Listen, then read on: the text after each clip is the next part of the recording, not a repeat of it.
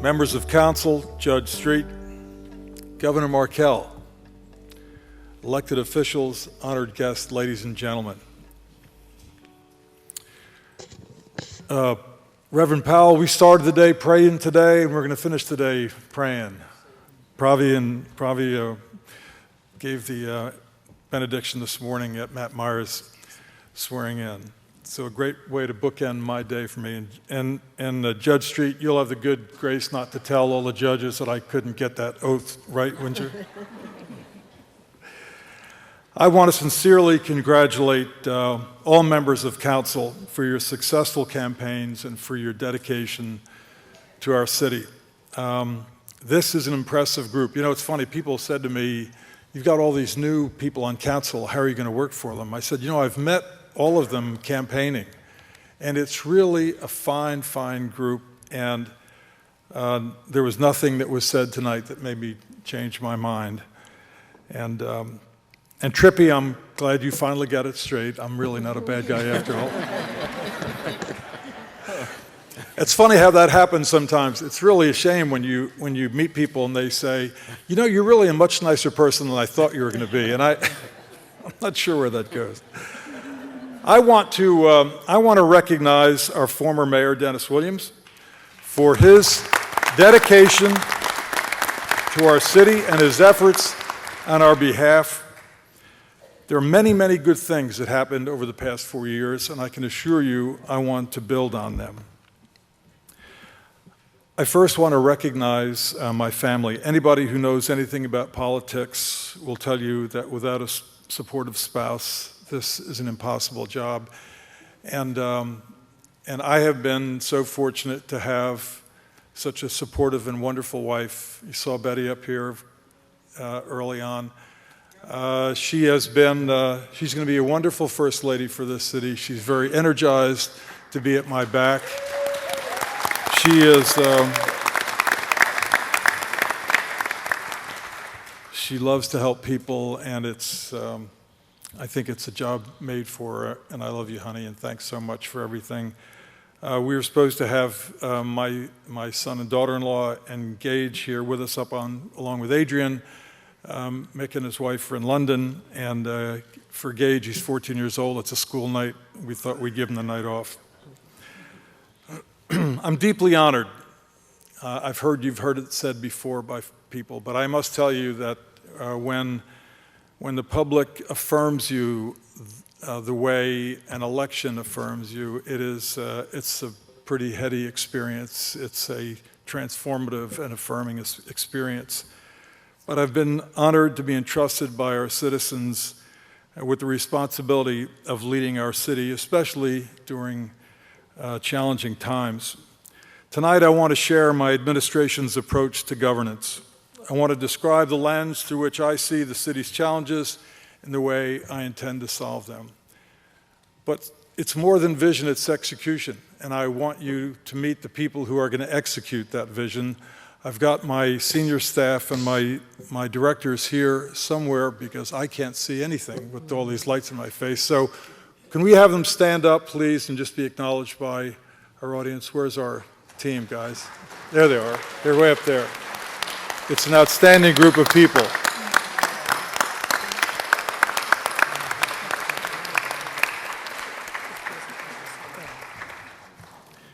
You know, people talk a lot about Wilmington's difficulties, and it's hard not to, and we heard it in some of the remarks tonight. But we should never lose sight of the fact that we live in a wonderful city.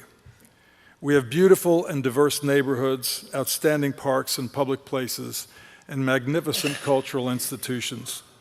We are the strategic center of Delaware. We are home to 50% of the nation's publicly traded corporations, a national center for the credit card industry. We are home to a vibrant port and the 11th busiest train station in America. 50,000 people work here each day. The billion-dollar riverfront story continues to unfold, and the resurgent downtown is showing promises never before. These are advantages most city government officials would just die for. But like many cities, we have problems. Many of our neighborhoods are struggling. We have failed to control senseless violence over the past too many decades. Too many of our children are being raised in poverty, and levels of joblessness and incarceration in our neighborhoods has become normalized. In addition to the human toll, these deficits have hurt our reputation nationally and have impeded economic growth. Our city has structural limitations that Councilman Guy mentioned earlier that have historically constrained us. We must ask the General Assembly to approve changes to our residency laws, and again, to raise any tax but the property tax, which is fast becoming uncompetitive. We have no control over the schools that educate our children, and we have no power of annexation.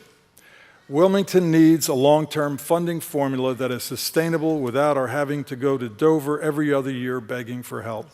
This is beneath the dignity of a proud and independent city.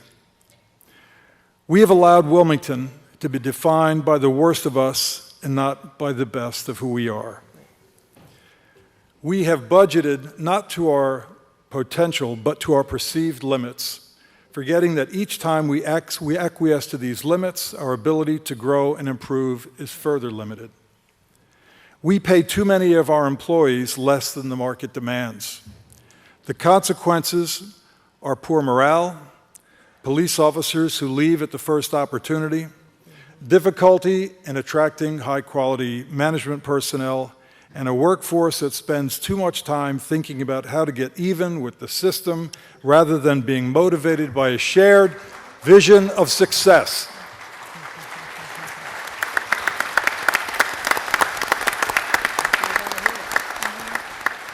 But this is not who we have to be. We can set ambitious goals that will inspire us. We can imagine the city as we want it to be and not as it is. We can envision a beautiful, a well-maintained and safe city committed to the rebuilding of neighborhoods, employment for the jobless, an energetic downtown populated by young entrepreneurs, all driven by an economic development machine that is surely part of our DNA. We will build our budgets to that vision. Our objective is growth, more jobs, more residents, and more construction. It's been said that the greatest danger is not in aiming too high and missing the mark, but in aiming too low and hitting it. You can be assured that we'll never, in my administration, aim too low. In order to reduce joblessness among our residents, I have asked Special Assistant to the Mayor, Lassie Freeman, to develop an employment infrastructure for the recruitment, training, and placement of our unemployed citizens. This will be among our administration's very highest priorities. To ensure that we operate at the highest level of efficiency in our government, I've asked David Curtis to head up the Office of Best Practices and Innovation. David's first task will be the implementation of a 311 information system called WillStat, ensuring a government that is transparent and responsive to its citizens. In some ways, we're going to go back to basics. We're going to clean our city of the trash that infests our neighborhoods and lines for our buildings. Go to a firehouse and see the condition. It's not the level of excellence that we want. But I must tell you also, that very same comment applies to the city-county building. Oh, God, yes, thank you. Let me tell you, I intend to spend all of my time reminding all of our employees as they enter the building each day that excellence lives here. That's what we're going to demand of all of our employees. But the pursuit of excellence doesn't end with City Hall. We must all rededicate ourselves, each and every citizen, to answer the call for a new birth of optimism in the city of Wilmington. For Wilmington to prosper, this culture must be shared by all our citizens, from South Bridge to Northeast, from Cool Spring to the Triangle, from the Highlands to St. E's and back to East Side. We must remember that we're all in this together, black, white, Hispanic, gay and straight, rich and poor. All are included in the dreams, hopes, and aspirations of the city in which we live. Let us then aspire to excellence in the way we maintain our neighborhoods, in the way we work with our police officers, in the way we care for our children and support one another. Our success will depend on what Teddy Roosevelt long ago called the good citizen being involved in the future vision of our city. Our mission to achieve a resurgent Wilmington, proud, confident, and prosperous, will not be easy, but I am confident with motivated and proud city employees, our business leaders, the clergy, dedicated elected officials, and the commitment of the indispensable good citizen that our mission will be accomplished. For my part, I can only promise you my very best for the next 4 years. Thank you.